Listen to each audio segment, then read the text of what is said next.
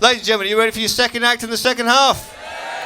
Again, keep the love and warmth going and welcome to the stage Joshua Ross. Ladies and gentlemen.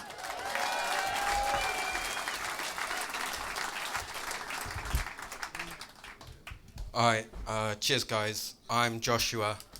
I'm 28. I was recently voted the third funniest person in my immediate family. I'm an Arsenal fan. And much like the team, I now spend my time underperforming with style in front of a largely silent crowd.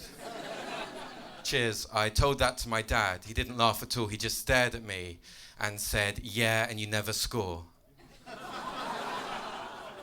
Which is why he was recently voted the funniest member.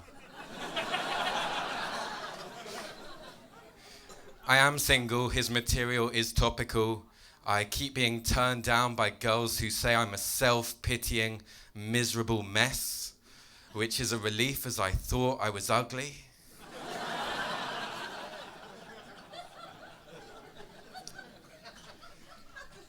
Dating me is like taking crack. For most, I'm easy to resist. For a select few, I can ruin lives. I don't take drugs, I'm quite a paranoid person. I used to hang out with a school friend who'd smoke weed. He'd get paranoid. I would think he was impersonating me.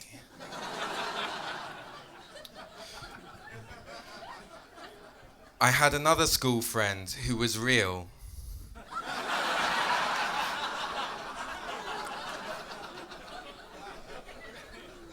We were at parents' evening when we were 15. What can I say? We had kids young, ha ha ha. The teacher said to his parents, "Mark's been great, he's done all his work, he's not missed any school apart from the Jewish holidays." Mark's mum said, "We're not Jewish."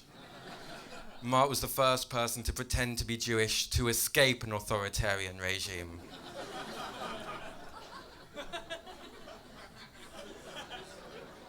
I'm Jewish, I wonder how Jewish I am. I don't believe in God. I don't care about Israel and I eat a lot of bacon. Identifiably, how am I Jewish? It's mainly this face. This face is Jewish enough to be my passport to a promised land I can't be bothered to visit. I wonder if I'm culturally religious. My family were Eastern European immigrants in the 19th century who moved to East London, faced anti-Semitism, worked in the factories, worked their way up to nicer parts of North London, and I now live in Hackney because my own lazy fecklessness has undone 6 generations.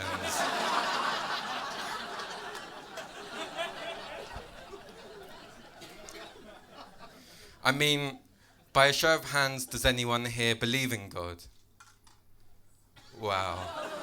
Not even the RS student. If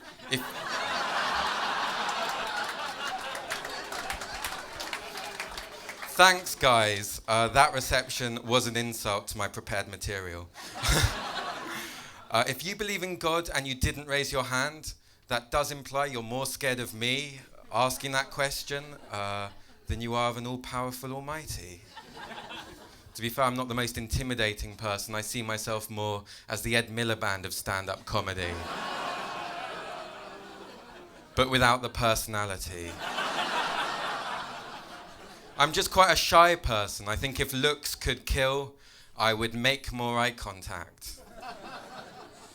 I told a friend recently I was bipolar. He said, "Really? I've never seen you with any energy or happy." You might not need to be damaged to do anything interesting, though. Sigmund Freud was a peeping Tom as a teenager, which is why he went on to deconstruct sexuality so eloquently.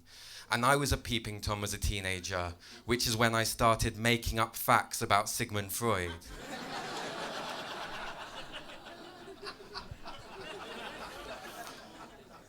Kurt Cobain, the late singer of Nirvana, wrote on his suicide note, "It's better to burn out than to fade away," which is a Neil Young quote. And Neil Young's now in his late 60s and doing better than ever. I don't know how to feel. I'm all right, guys. I'm all right. I'm doing okay. I've got mates. I've got enough mates to go to the pub or to go for a curry.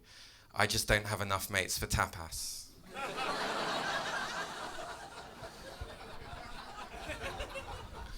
I've noticed ready meals have cooking instructions for 650 watt microwaves, which is an obsolete model, so I think we should get rid of them. It's just important in life to have a passion, and that's mine.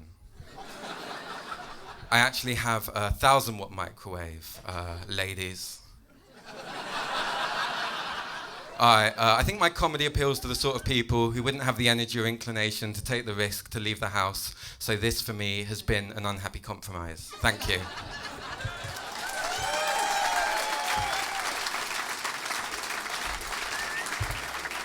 Joshua Ross. Give it up for Joshua Ross.